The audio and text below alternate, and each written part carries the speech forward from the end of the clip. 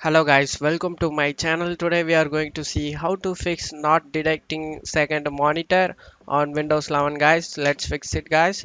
For that, right click on the start icon, select device manager, click on it, expand the display adapter section, and you just need to right click on newer graphics adapter, click on update driver, click on search automatically for drivers and search for updated drivers on Windows Update. Click on it and click on check for updates. If anything listed over here, you just want to download and install it guys. After doing it, close out of here and go ahead and restart your PC guys, and your problem resolved. And if you're still having a problem, go to your computer manufacturer's official website, download and install the latest graphics card drivers for your computer, install it and restart your problem resolved guys. That's it for today's video guys. Give me a like and subscribe. Thank you.